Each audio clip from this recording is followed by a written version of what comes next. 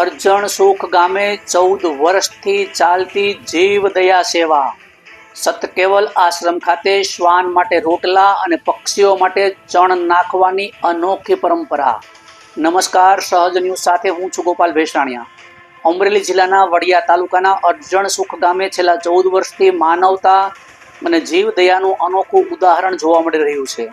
ગામે આવેલા સતકેવલ આશ્રમ ખાતે દરરોજ શ્વાન, કૂતરા માટે રોટલા અને પક્ષીઓ માટે ચણ નાખવાની સેવાકીય પ્રવૃત્તિઓ નિયમિત રીતે કરવામાં આવે છે. આ સેવાકીય કાર્યમાં ગામના યુવાનો, ગ્રામજનો પરિવાર સાથે જોડાય અને આશ્રમમાં સેવા આપે છે, જેના કારણે ગામમાં પરોપકાર, કરુણા અને જીવદયાની ભાવના વધુ મજબૂત બની રહી છે. સતકેવલ આશ્રમ પ્રત્યે અનેક લોકોની આસ્થા પણ જોડાયેલી છે.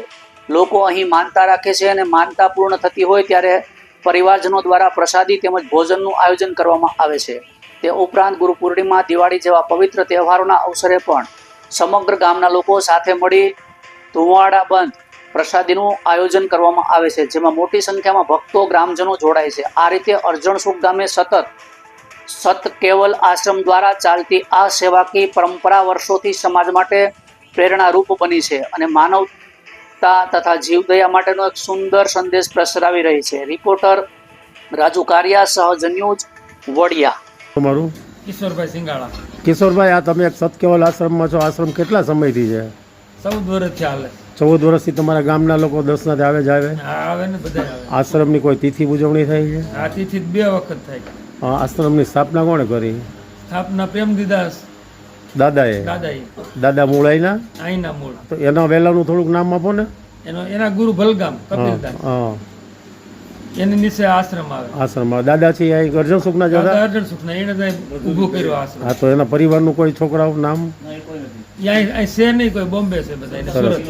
આ આશ્રમની કોઈ વર્ષમાં તિથિ કેવું કોઈ ઉજવણી થાય છે? તિથિ એક નિર્વાણ તિથિ અને એક દિવાળી લાભ પાય છે. ગામ ધુવાડા બંધ હોય. ધુવાડા બંધ હોય છે અને એક ગુરુ પૂનમ હોય. સિવાય કોઈ કાર્યક્રમો થાય અહીંયા?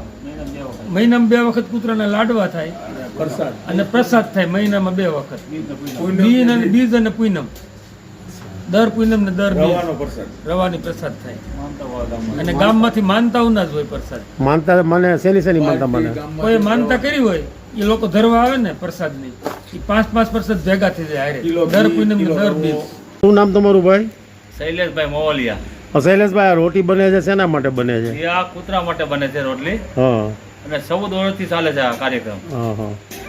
14 વર્ષ પૂર્ણ થયા. આ કૂતરાને રોટલી કાલે દેવામાં આવશે? હા, કાલે નોખા બધે છે ને વાડીમાં સીમમાં જાય અને ગામમાં નાખે.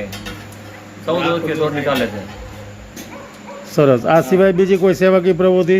હા, છે ને. બીજી કૂતરા માટે લાડવા બને મહિનામાં 3-4 વખત. કબૂતર માટે સૈણ નાખે કાંઈ 1.5 મણ મકાઈની. રોજ ચાલે જ છે કાર્યક્રમ. ગાય માટે કાંઈ?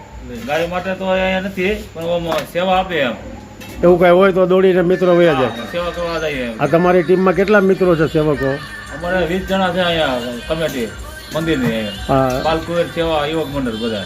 અહીંયા કોઈને દાન કરવું હોય તો કરી શકે? હા, કોઈ પણ દાન કરી શકે અહીં ગણે. તમારા સુરત રહેતા કોઈ દાતાઓ દાન કરે છે? હા, કરે છે. અને બીજું વિશેષ રાજુભાઈ કે કબૂતરને રહેવા માટે એક સબૂતરો બનાવવાનો છે, કબૂતર ઘર. અત્યારે એના દાણા તો છે સાઈન માટે, હવે એક ઘર બનાવવાનું છે. તો એના માટે દાતા મળી જાય તો સરસ એમ? હા, એના માટે અમે દાન થોડુંક એકઠા કરીએ છીએ અત્યારે. તો એકઠા દાન થોડુંક થઈ જાય તો એના માટે સબૂતરો બનાવવાનો છે.